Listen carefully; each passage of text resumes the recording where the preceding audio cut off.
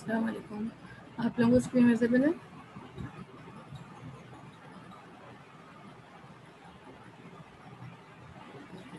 ठीक है। अच्छा, आप लोगों के पास लैब 14 है ग्राफ की। अच्छा, आप लोगों ने अभी ग्राफ पढ़ ली है कि आपके पास था थ्योरी की लैब्स के अंदर कि अब ये स्टार्ट होंगे अब?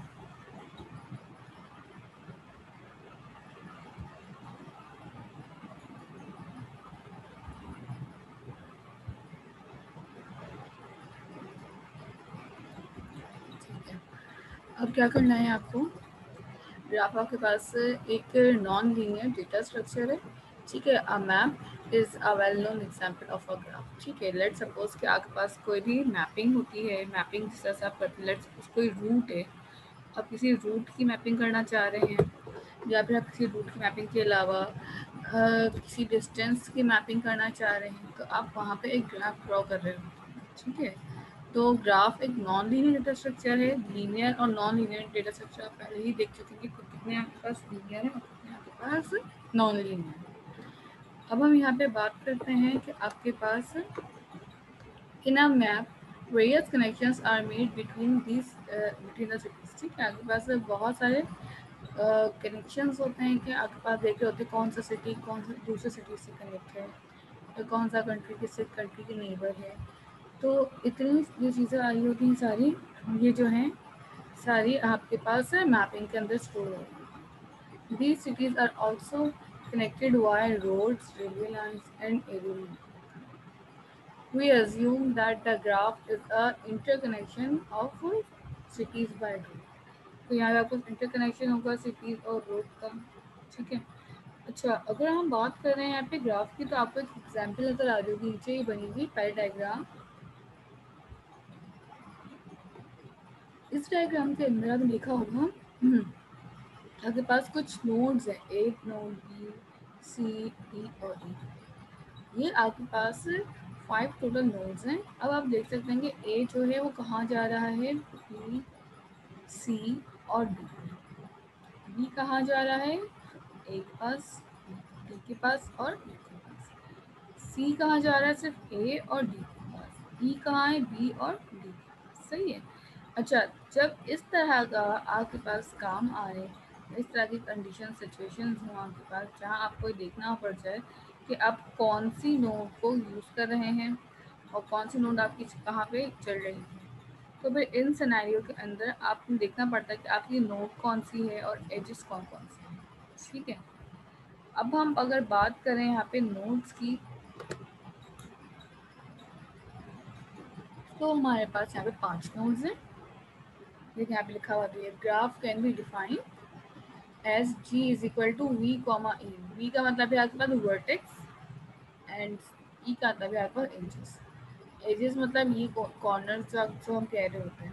वर्टेक्स मतलब यहाँ से यहाँ तक का डिस्टेंस, जो यहाँ से आने का जो ड्राइवर्स का पाथ है। V is equal to A B C D E. ठीक है, जितने भी आपको ए बी सी डी ई वाले जो हम नोड्स कह रहे हैं वो आ जाएंगे। एंड एजेस क्या होंगी कि लाइक आपके पास ए जो है वो बी के साथ कनेक्ट है, एज एक एज होगी, ए जो है डी के साथ कनेक्ट है, ए जो है वो सी के साथ कनेक्ट है। सेम एज बी कहाँ कनेक्ट है, डी के साथ, और बी कहाँ कनेक्ट है, ई के साथ। ठीक है, बी जो है डी के साथ भी है और बी जो है ई के साथ भी है। इसी तरह सी जो है वो डी के साथ भी है और ई जो है वो डी के। अच्छा, हम यहाँ पे ऐसा नहीं हो सकता कि मैं बी को ई के साथ पढ़ लिया तो जब मैं ई की वर्टिसेस पे आऊँगी, यानी ई की नोड पे आऊँगी, तो मैं ई को दोबारा रीड आउट करना स्टार्ट कर दूँ। नहीं, ऐसा नहीं करना है। जो नोड एक दफ़ा आपने पढ़ ली है उसको आप दोबारा रीड आउट नहीं करते। ठीक है। अब अगर यहाँ पे बात की जाए कि आपने कौन सी नोट्स को पढ़ना है और कौन सी नोट्स को नहीं पढ़ना, तो आप देख सकते हैं कि यहाँ पे जो नोट्स रिपीट हो रही होगी दोबारा जाने के बाद, उसको आप रीड आउट दोबारा नहीं करेंगे, और जो नोट ट्राइवर्स नहीं हो रही है उसको आप एक बार ट्राइवर्स लाजमी करेंगे। ठीक है। यहाँ पर आपके पास एडजेसेंट लिस्ट भी आ जाती है, और आपके पास एक और लिस्ट होती है यहाँ पे एडजेंसी मैट्रिक्स। अच्छा, अगर हम बात करें एडजेसेंट लिस्ट की, तो आपके पास every vertex its adjacent vertex are sorted in case weighted graph the edge weight are stored along with the location. देखिए वेटेड ग्राफ पहले तो समझ लो कौन सा होता है। अभी आपके पास ये जो ग्राफ बने हुए ना ये अनवेटेड है। अनवेटेड का मतलब क्या है कि ए से बी का डिस्टेंस कितना आ रहा है, इसमें कोई वैल्यू नहीं डिफाइन हुई है कि ए से लेकर बी का तक का लेट्स सपोज डिस्टेंस 5 आ रहा है, बी से सी का डिस्टेंस 4 आ रहा है, ए से डी का डिस्टेंस 3 आ रहा है। तो ये सारी चीज़ें हैं, ये कहलाती हैं आपके पास वेटेड।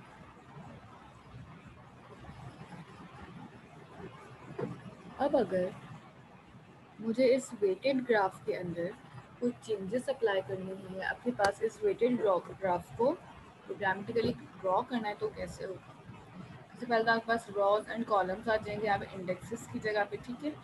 2D डायमेंशनल का एरे बनेगा और यहाँ पे आप देख सकते हैं matrix of I J equal to 1 और matrix of I J equal to 1 means that दोनों मैट्रिसेस जो हैं आपके पास बराबर होंगे जब हम बात कर रहे होंगे एडजेसेंट की। इसी तरह मैट्रिक्स जो है दोनों जीरो हो जाएंगे जब हम बात कर रहे होंगे आपके पास एडजेसेंट मैट्रिक्स। लिस्ट और इसकी लिस्ट आपके पास सिंपल वेटेड के लिए यूज होता है, स्टोर के लिए यूज होता है। मैट्रिसेस में आपके पास 2 डायमेंशंस के आ जाते हैं, 2D एरे के अंदर आप काम कर रहे हैं। आपकी मर्जी है, यही वाला काम आप चाहें तो आपके पास स्टैक से भी कर सकते हैं, और अगर स्टैक से नहीं करना तो फिर आपकी मर्जी है कि आप चाहें तो क्लासेस बना के ये काम कर सकते हैं। Notes that are no edges between I of I and J of J for a weighted graph the edge weight is usually return is place of 1 1। ठीक है, अगर पास कोई नोट गिवन नहीं है उसके यानी वेटेड ग्राफ में कोई भी नोट की कोई वेट नहीं आ रही, गिवन नहीं करी हुई एंड अनसीन है, तो फिर आप वहाँ पे 1 भी लिख सकते हैं। जैसे यहाँ का ये वाला 1 और ये वाला 1, ठीक है, इस तरह से आप 1 भी लिख सकते हैं। नीचे आ जाए, यहाँ पे आपके पास कुछ चीज़ें हैं जिनको आप समझते हैं। पहला है आपके पास ग्राफ के अंदर दो चीज़ आती हैं, एक ब्रेथ फर्स्ट सर्च और एक आती है डेप्थ फर्स्ट सर्च। ठीक है, अगर हम ब्रेथ फर्स्ट सर्च की बात करते हैं तो आपके पास जो है जितना भी काम हो रहा होगा किस तरीके से, तो वो देखेंगे पहले तो। और इसके अलावा डेप्थ फर्स्ट सर्च को देखेंगे किस तरह से काम होता है। Breath first search is an algorithm use for tree traversal or graph or free data structure. Breadth first search can easily implemented using recursion and data structures like dictionary and list. देखें आप लोगों ने अभी तक recursion use की है data structure में, array, link list, hash और स्टैक यूज़ किया होगा, क्यू यूज़ किया होगा, ऑब्जेक्ट कॉन्सेप्ट भी यूज़ किया। यहाँ पे एक चीज़ होती है डिक्शनरी और लिस्ट।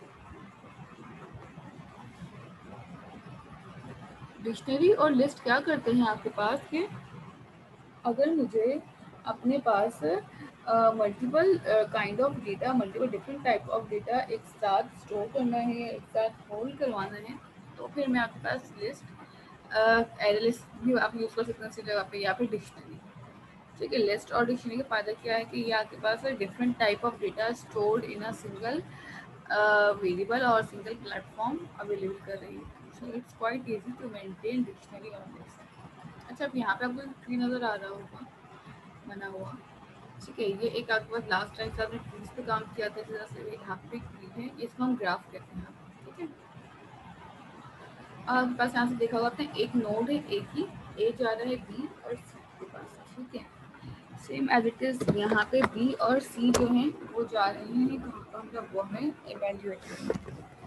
बी जो है, बी की नोड जाएगी डी और ई के पास, और ई जो है वो एफ से कनेक्टेड है and C is also refer to F. हमें एक ऐसा कोड बनाना है जो इन सारे वर्टिसेस को आपस में रीड आउट करवा सके, आपस में रीड आउट करके चेक कर सके। ठीक है, अच्छा जी, अब आपके पास इसकी नोट्स किस तरीके से बनेंगी या इस तरह से इसका कोड किस तरीके से होगा। सबसे पहले तो इसकी मैकेनिज़्म को देख लें कि ये मैकेनिज़्म किस तरह से चल रहा हूँ। ठीक है, ये पहले ए है, ए जाएगा बी के पास और ए से कनेक्टेड कौन है, सी। फिर बी और सी में से डी और ई कनेक्टेड है और सी में से ई। इस तरह से इसको नोट करना है। लेट सपोज कि मैंने यहाँ पे अपनी एग्जाम्पल में सी को सॉल्व करते हैं और एक ग्राफ बना रहे हैं अपना, ठीक है। ब्रेथ फर्स्ट सर्च जो है एक एल्गोरिथम बहुत ही ज़्यादा मोस्ट ईजीएस्ट एल्गोरिथम है। इसी तरह एक एल्गोरिथम आएगा आपका sir depth first search, DFS। ये BFS है, वो DFS है, ठीक है। यहाँ पे आने के बाद आपने एक ग्राफ बनाया, ठीक है। ग्राफ इज इक्वल टू, और इसके अंदर 2 डायमेंशंस एरे में आप वैल्यू स्टोर करना चाहती हैं, 1 डायमेंशन में करना चाहती हैं। मैंने लिखा कि मेरे पास अगर ए है, ठीक है, कैरेक्टर टाइप है, लेट्स सपोज इक्वल ए जो है उसमें मैंने क्या कौन कौन से नोट्स जा रही है मेरी, ए से बी और सी, और बी से कौन कौन से निकल रही होंगी, डी और ई, सी से कौन निकल रही है, एफ, और अगर आपने देखा होगा डी से कोई नोड आपके पास जा नहीं रही और कोई नोड नहीं निकल रही, तो आप इसको एम्प्टी छोड़ दीजिए। इसी तरह आपके पास बी और ई है, ठीक है, बट ई से स्टिल कुछ मुझे, ई को आपने यहाँ पे देखा होगा कि नीचे आगे एफ के पास ही जा रहे थे, ई कहाँ से होल्ड हो रहा है, एफ के पास। F is also empty because F जो है उसको कोई भी कनेक्ट नहीं कर रहा है, ठीक है। Breath first search level wise चलता है। ब्रेथ फर्स्ट सर्च जो है लेवल वाइज चलता है, पहले ये एक लेवल, फिर दूसरा लेवल, और फिर आपके पास यहाँ पे तीसरा लेवल, ठीक है। यहाँ पे काम आपके पास सारा लेवल वाइज होगा, ठीक है। जस्ट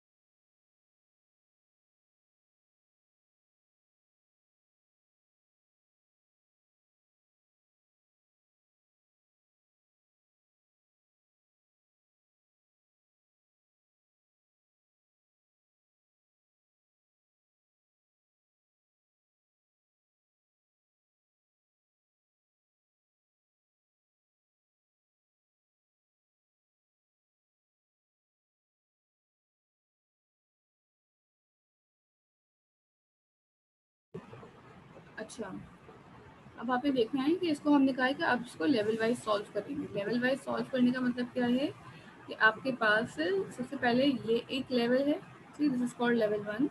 तो इस लेवल पे जितनी नोड्स होंगी, जितने वर्टिसेस होंगे, आप इसको सॉल्व करेंगे। ये आपके पास आता है लेवल 2, ठीक है, फिर आप इसके लेवल के सॉर्ट करेंगे, एंड देन फिर आप इसके लेवल चेक करेंगे कि इसके लेवल पे आपके पास कितनी चीज़ें आ रही हैं। तो यहाँ पे आपके पास जितना भी डेटा आ रहा है वो लेवल वाइज होगा सॉर्टिंग, ठीक है। आपने जब भी अपने पास ब्रेथ फर्स्ट सर्च और डेप्थ फर्स्ट सर्च में आपके पास जो ग्राफ्स हैं वो ऑलमोस्ट सेम ही लगते हैं, बट उनके जो मैकेनिज्म है काम के वो अलग है। दोनों का जो पर्पस है वो सेम है, बट स्टिल दोनों के आउटपुट जो है वो हमेशा डिफरेंट आ रहे होते हैं जब आप इनको रन करते हैं। अच्छा, अब सबसे पहले यहाँ पे आप देखें कि जब हम बात कर रहे हैं आपके पास ब्रेथ फर्स्ट सर्च की, तो आपने कहा कि सबसे पहले ए जो है बी और सी को सॉल्व करेगा, फिर नेक्स्ट टाइम ऐसा नहीं हो सकता तो पहले ए बी के पास गया, फिर बी ने देखा डी और ई है तो इनको सॉल्व करेंगे, पहले ए जाएगा बी एंड फिर सी, बी डी ई को देखेगा, फिर सी के पास आएगा, सी चेक होगा, और फिर ई के पास आएगा, और फिर ई और एफ चेक होगा, ठीक है।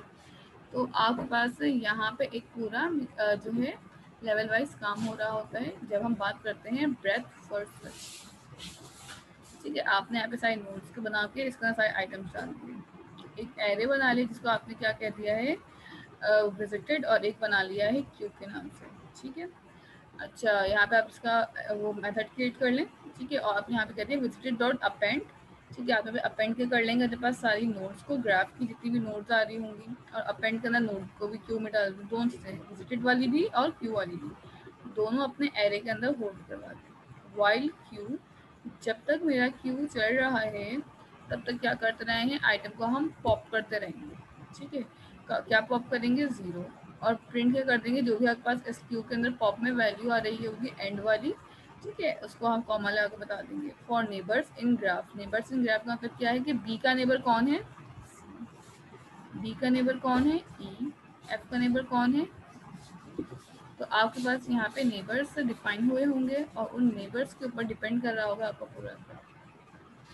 अच्छा, यहाँ पे लूप बता दिए ग्राफ का, और उसके बाद आपने यहाँ पे कहा कि if neighbour is not visited, तो आप क्या कर लें, उसको विजिट करें और अपेंड कर लें दोनों को, विजिट को भी और क्यू को भी, और आखिर में आपके पास इस फंक्शन को आप कॉल कर देंगे। और स्टार्टिंग नोड, देखिए यहाँ पे आपके पास जो है आपको नोड डिफाइन करनी लाजमी है कि आप कहाँ से अपनी नोड को स्टार्ट कर रहे हैं। मैं अपनी नोड ए से स्टार्ट कर रही हूँ, मेरा ट्री ए से बनना स्टार्ट होगा। लेट सपोज मैं अपना ट्री बी से स्टार्ट कर रही हूँ, तो मेरा ट्री जो है वो बी से बनना स्टार्ट हो रहा होगा। ठीक है, तो ये डिपेंड करता है कि आपके पास नोड्स कहाँ से कहाँ तक की बनाना चाह रहे हैं। अब आ जाते हैं इसके कोडिंग के ऊपर कि आप इसका कोड किस तरह से अपने पास इम्प्लीमेंट कर सकते हैं। ठीक है, अपने पास स्पाइडर ओपन कर लीजिए।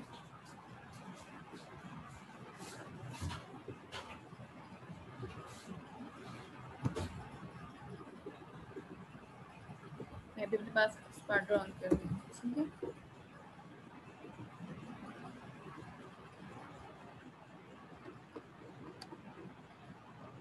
स्क्रीन शेयर मैं आपको कर देती हूँ अपने पास यहाँ पे। ठीक है, यहाँ पे आपके पास नज़र आ रहा होगा आपको कि मेरे पास स्पाइडर की स्क्रीन ओपन हो गई है। अब हम इस पे काम करना स्टार्ट करें कि अगर मुझे यहाँ पे काम बनाना है तो किस तरह से होगा। तो पहले आपने यहाँ पे लिखा graph is equal to curly braces, और अपने पास एक ग्राफ बना दें। ग्राफ की सीक्वेंस आप पे डिपेंड करती है आप कैसी लिखना चाह रहे हैं। ठीक है, मेरे पास कुछ नोट्स थी, ठीक है, मैं पहले उनको डिफाइन करूँगी और फिर उसके अंदर की चीज़ें हम बनाएंगे, ए बी सी डी ई और एफ। ठीक है, आप बस उनके यहाँ पे आके नाम को चेंज कर दें, बाकी सारी चीज़ें वो खुद कर लेगा।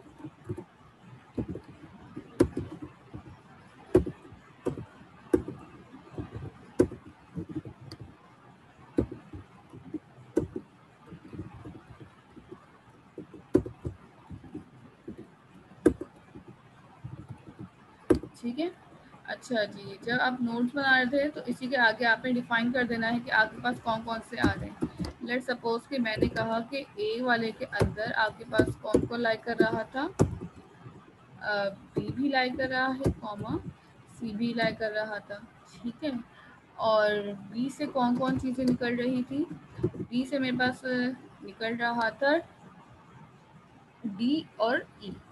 ठीक है, तो मैंने इसी के अंदर यहाँ पे लिख दिया डी, कॉमा, ठीक है, देन यहाँ पे आ जाएंगे। अब यहाँ पे आने के बाद अब देखना था सी से क्या निकल रहा है। सी जो था वो कनेक्टेड था एफ से, और मेरे पास यहाँ पे डी जो था वो किसी से भी कनेक्टेड नहीं था। ठीक है, अगर आपके पास ऐसा कोई नोड हो जो किसी से कनेक्टेड ना हो तो आप उसको एम्प्टी छोड़ दीजिए।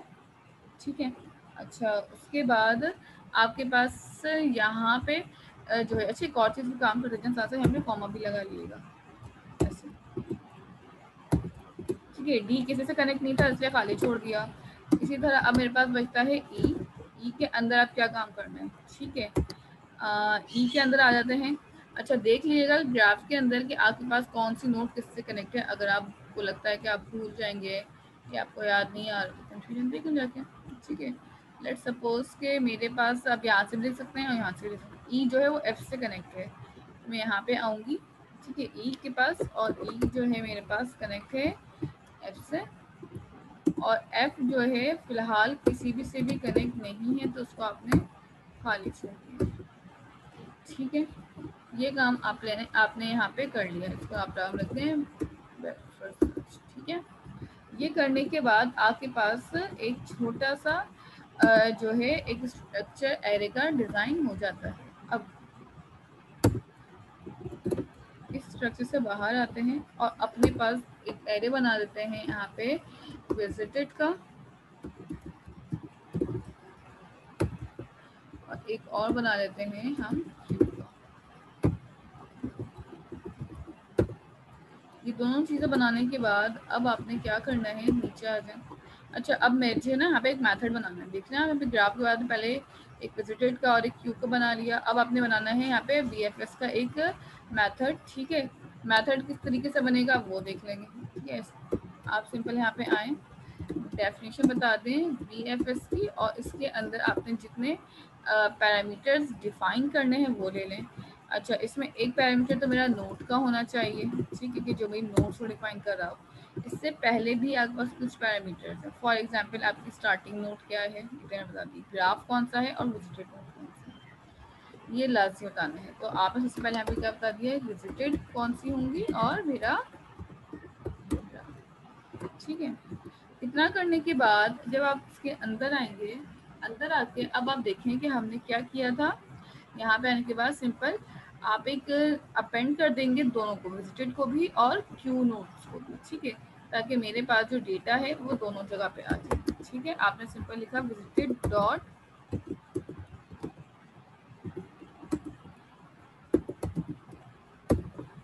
अपेंड, और अपेंड में आने के बाद आपने यहाँ पे आके क्या पास कर दिया, अपनी नोट। ओके, और आपके पास क्यूब के अंदर ग्राफ को भी डाल दें। ठीक है, अगर आपके पास ग्राफ विजिटेड होता जा रहा है तो आप उसको भी अपेंड करवाते हैं, साथ साथ तक साथ साथ ऐड होता रहे। ठीक है, अपेंड मतलब ऐड कर देंगे आइटम्स को ना, बिल्ट इन मेथड देंगे। अच्छा, नोट को ही ऐड करेंगे आप। यहाँ तक करने के बाद अब आप देखिए इसने क्या किया, वाइल का एक लूप लगा लिया। अच्छा, क्यू को कर लेते हैं, यहाँ पे इन्होंने क्यू को किया हुआ है। अगर आप उसको करेंगे फिर राइट बात है, इनके लिए प्रॉब्लम होगी। वाइल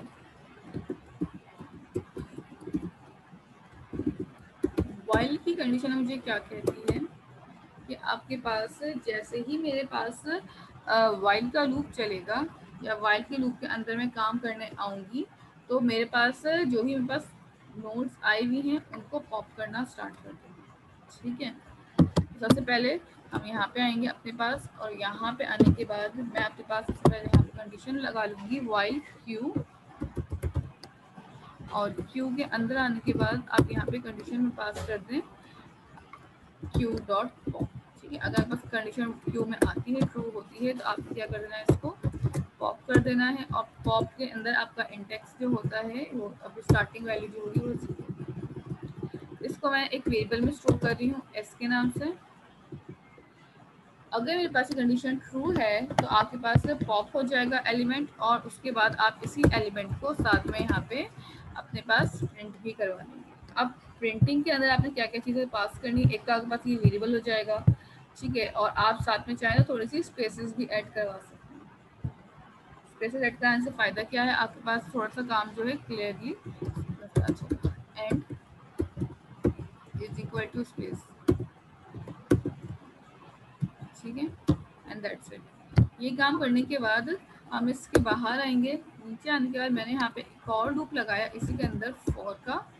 ठीक है, और फॉर को मैंने कहा यहाँ पे कि आपके पास किस तरीके से आप काम करना है। ठीक है, for neighbour, neighbour is my variable. ठीक है, इसके अंदर भी हम काम करना बनाएंगे इन।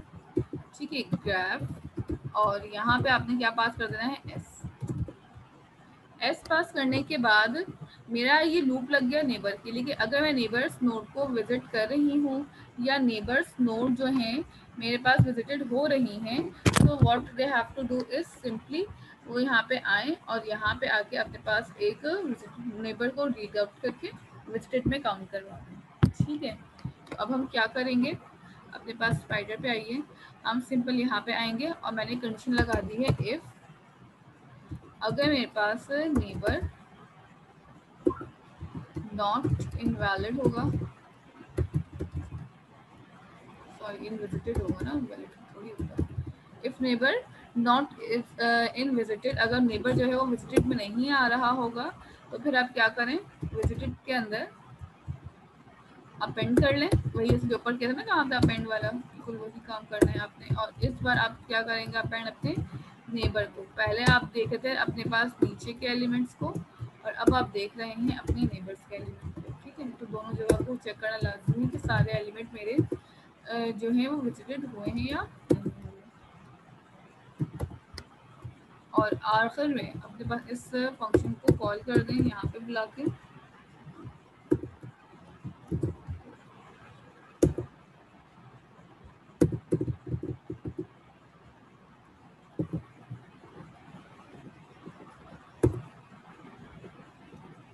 आपने यहाँ पे लिखा BFS और यहाँ पे आके आपने इसको डिफाइन कर दिया कि आपके पास विजिटेड का एक नोड है, कॉमा, और आपके पास एक ग्राफ है,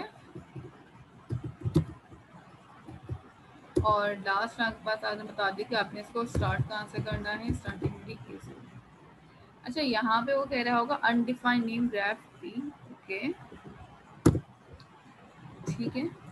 अच्छा जी, अब इसको ज़रा रन करते हैं यहाँ पे। अच्छा, यहाँ पे आपके पास एक एरर आ रहा है लाइन नंबर 27 में, ठीक है।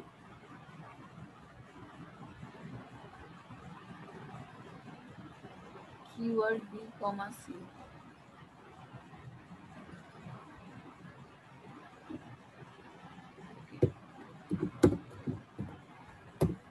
यहाँ पे मिस्टेक की,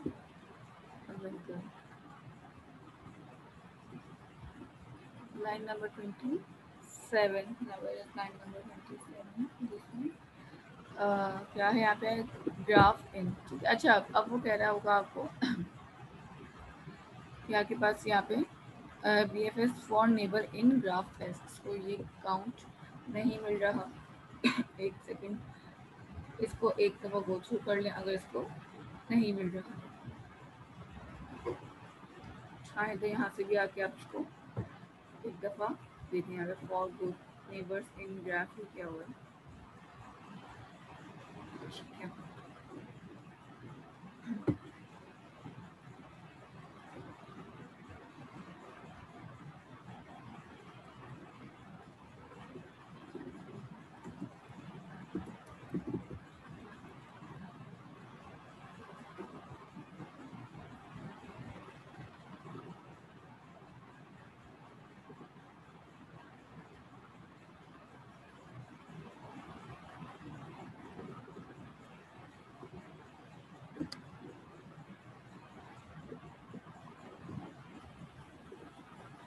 बिल्कुल सही कह रहे हैं आप मुनीब के, यहाँ पे भी स्पेस एरे जो है आपका खाली होगा कि कोई भी इसमें वैल्यू नहीं आ रही। ये देखिए आगे आपका आउटपुट, ठीक है।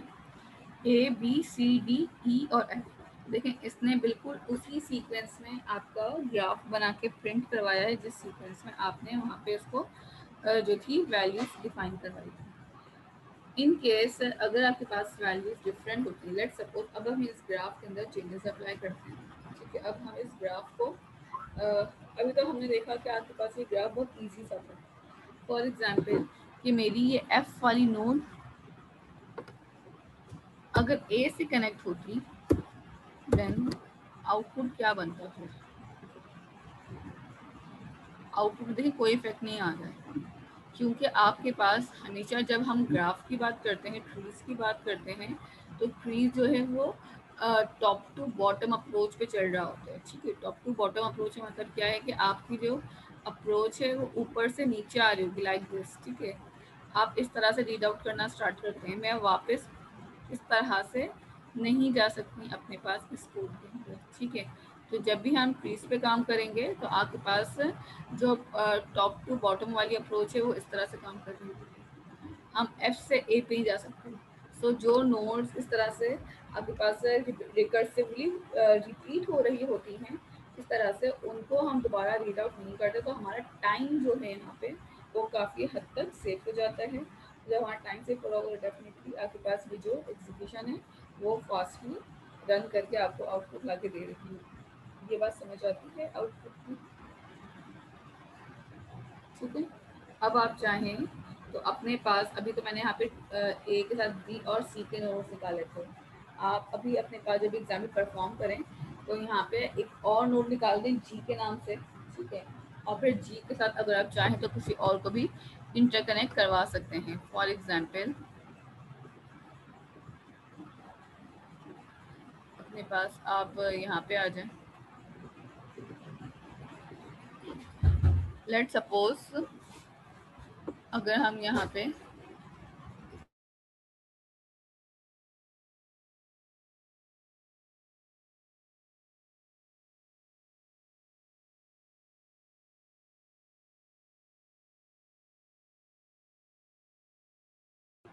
अच्छा, अगर मैं लेट सपोज यहाँ पे एक और नोड अपनी ऐड कर लूँ कॉमा, और यहाँ पे आके आपने बता दिया इसको, लेट सपोज के पास एक और नोड भी है यहाँ पे जी के नाम से, और हम जी की जो नोड होगी, ठीक है, उस जी की नोड को मैं भेजना चाहूँगी लेट सपोज के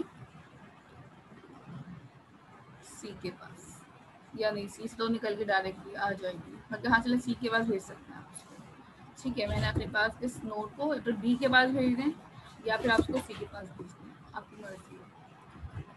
चाहें तो दोनों के पास भेजना है तो आप यहाँ पे कॉमा लगाएं, और कॉमा लगाने के बाद यहाँ पे आप चाहें तो इसी तरह से सी के पास भी भेज सकते हैं। ठीक है, अब वो क्या कह रहे हैं, डी और सी। अब आपको कहेगा कि आपने डी और सी दोबारा ऊपर ट्राइवर्स कर दी। ठीक है, कॉमा लगाना पहले तो आ रहा है ए बी सी, और फिर क्या आ गया जी डी ई एफ। अगर मैं इसका यहीं पे, ठीक है, यहीं पे हम एक छोटा सा इसका ग्राफ क्रिएट कर रहे हैं, हो सकता है पेपर में ना आपको ये ग्राफ बने हुए मिले, और उसका आपको आउटपुट निकालना है। लेट सपोज के आपके पास पहली नोड ए है, ठीक है, एक नोड जो है आपकी फर्स्ट वो ए है, और ए के बाद आपके पास जो सेकंड नोड आ रही होगी वो होगी बी सी और जी। ठीक है, यहाँ पे हमने क्या कर दिया है, तीन नोड बना दिए, एक ये और एक ये। ठीक है, ये वाली नोड ए है, ये बी सी और जी। अब आप लिखा बी से कौन कौन निकल रहे हैं, डी और ई। यहाँ पे भी यानी कितने बन जाएंगे मेरे पास, दो बनने चाहिए, एक बी के लिए और एक ई के लिए। अच्छा, मैं इनके साथ साथ इनकी ना नाम भी लिख लेती हूँ ताकि आपको क्लियर हो जाए। ए है, ये बी, ये आपके पास होगा सी, और ये होगा आपके पास जी। ठीक है, अब आपके पास वो कहता है कि बी से निकल रहे हैं डी और ई। ठीक है, तो बी और डी को निकालने के लिए आप यहीं पे आए, ठीक है, यहाँ पे बना देते हैं छोटा सा ताकि वो आगे खराब ना हो, और एक यहाँ पे। अब यहाँ पे आपके पास बी से जो निकल रहे थे वो थे आपके पास, पहला नोड आपके पास डी का आ रहा था, और जो ये वाला नोड था ये आपके पास ई का था। डी से फिलहाल और कुछ नहीं निकल रहा, ई जो है वो एफ से कनेक्ट है। सही है, तो इट मीन्स दैट कि आपके पास यहाँ पे ई जो है अब कहाँ पे लाई कर रहा है, नीचे यहीं पे एफ से कनेक्ट कर देंगे आप उसको इस तरह से। आई थिंक ये गलत सेलेक्ट हो जाएगा, हाँ। और अब इसको भी मैं अपने पास एक सर्कल में बना लूंगी ताकि आपके पास एक पूरा ड्रॉ हो जाए इस तरह से। टेक्स्ट लिख लिएगा साथ साथ ताकि आप भूलें ना। ई से क्या निकल रहा है आपके पास, एफ, दैट्स इट। एफ जो है वापस ए के पास जा रहा है, और जी जो है वो कहाँ जा रहा है, डी के पास। ठीक है, तो डी के पास तो डेफिनेटली आप भेज सकते हैं, और सी के पास भी आप भेज सकते हैं। तो जी जो है वो कहाँ जाएगा, सबसे पहले डी के पास इस तरह से, और ये जो है सी के पास इस तरह से। ठीक है, तो ये आपके पास डेफिनेटली जो है रिवर्स जा रहा है, तो रिवर्स आप नहीं कर सकते, तो इसलिए आपने इस नोड को कहाँ तक रीड आउट की छोड़ा था, एफ। सो ये एक छोटा सा आपके पास यहाँ पे एक नोड अगर मैं एक्स्ट्रा ऐड करती हूँ तो इस तरह से आपके एक ग्राफ पे इफेक्ट पड़ रहा होता है। ये चीज़ क्लियर है कि किस तरह से आपने एक नोड को बना के उसमें काम करना है, ये नोड किस तरीके से आपके पास चीज़ों को काउंट कर रही होगी। क्लियर है यहाँ तक? इसमें कोई क्वेश्चन है तो पूछ लीजिए, और अगर नहीं है क्वेश्चन तो इस एग्जाम्पल को परफॉर्म भी कर लें साथ में अपने पास। ठीक है, अपने पास परफॉर्म कर लें, एंड देन फिर हम इसकी नेक्स्ट एग्जाम्पल पे चलेंगे।